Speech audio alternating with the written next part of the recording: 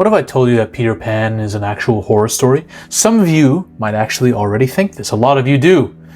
But you never thought about it like this.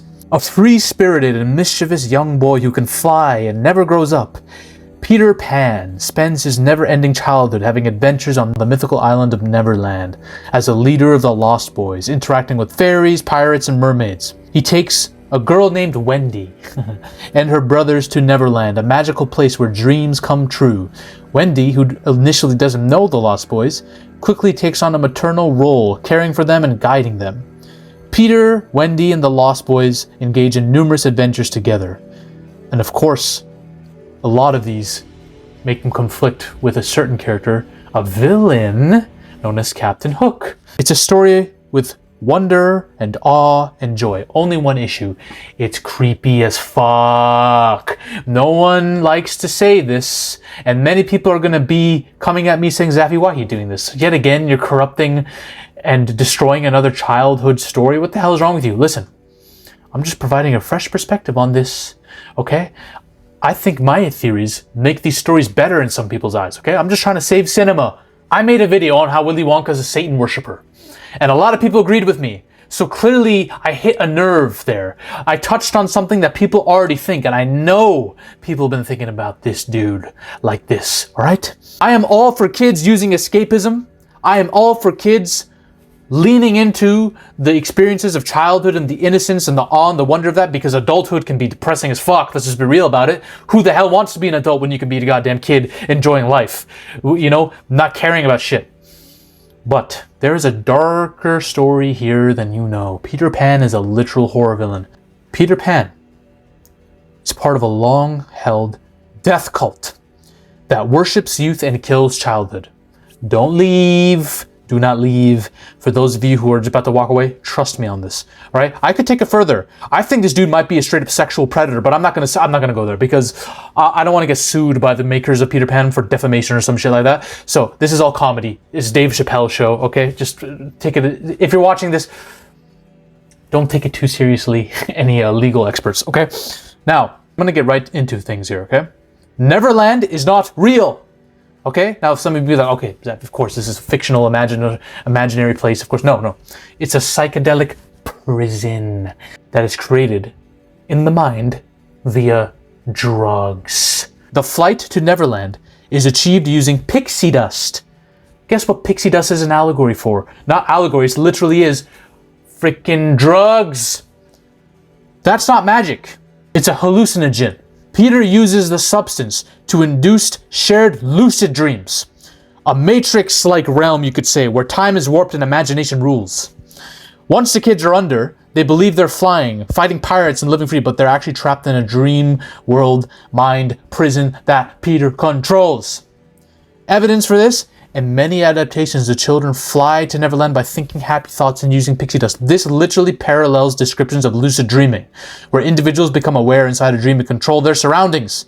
In the 2003 Peter Pan film, and even Hook in 1991, Neverland often shifts with emotion or belief, suggesting it's not a fixed location, but a shared psychological construct, a dream world.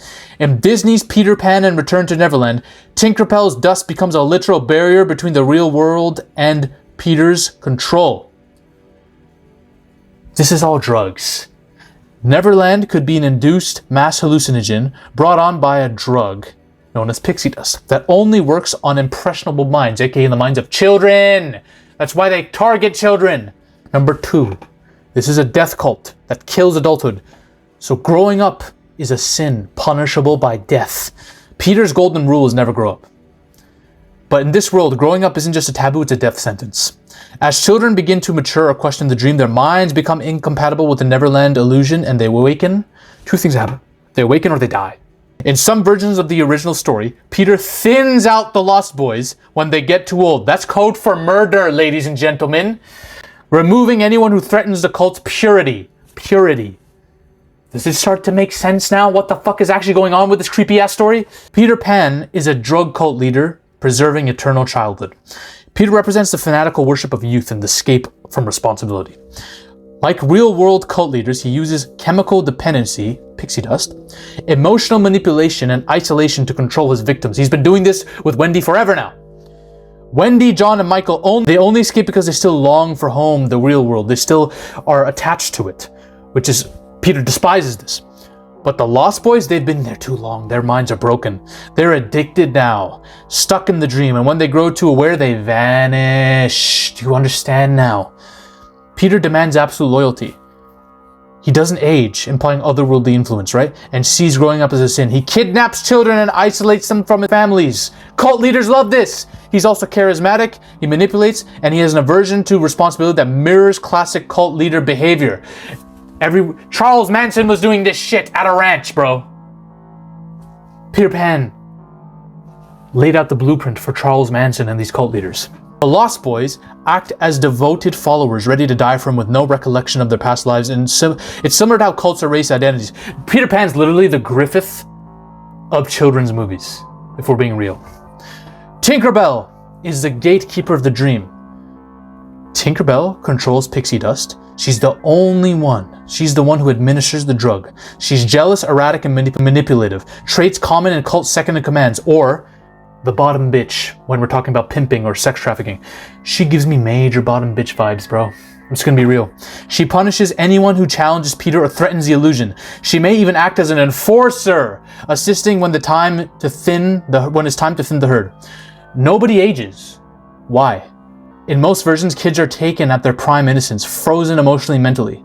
This might be an allegory for how cults preserve victims in a perpetual childlike state to control and exploit them, never allowing maturity or questioning. And then let's talk about Captain Hook. Captain Hook is not the villain. Maybe in Peter's story he is, because Peter hates him. Because Captain Hook is a survivor who grew up. What if Hook is the only lost boy who grew up and escaped? Or maybe him and his crew are.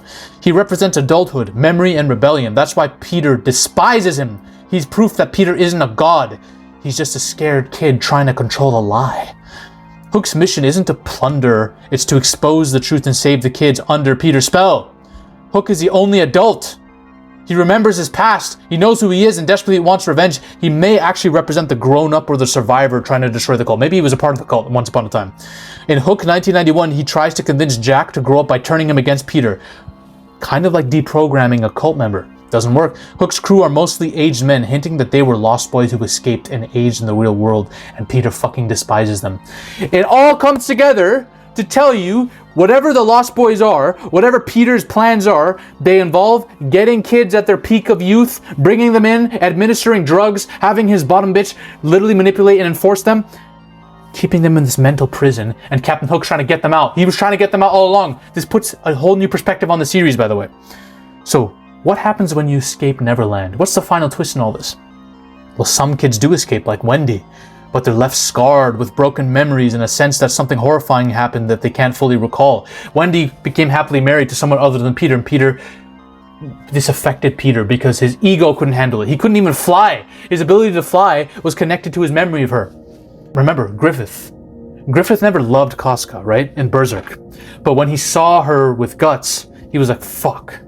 He didn't like it. He despised it. Felt like he was losing control. He felt his ego got destroyed, shattered, because Guts is also the same man who beat him in the fight.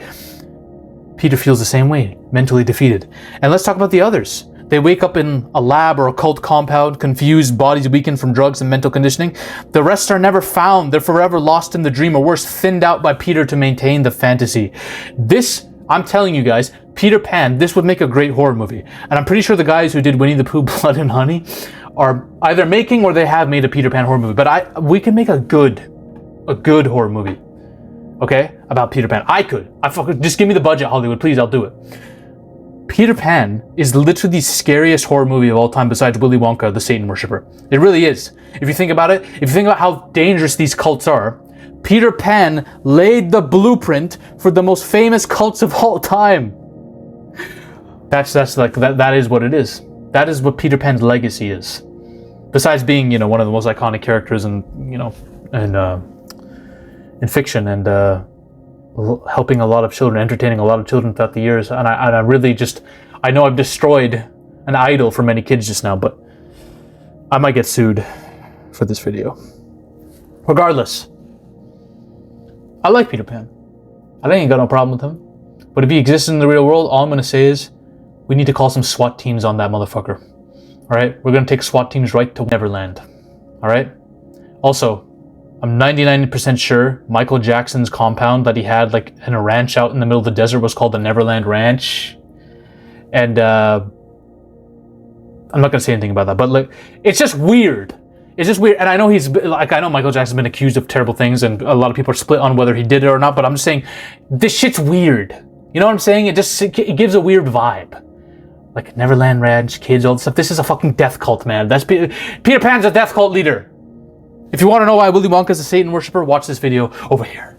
Ladies and gentlemen, we are on a mission to take over Hollywood.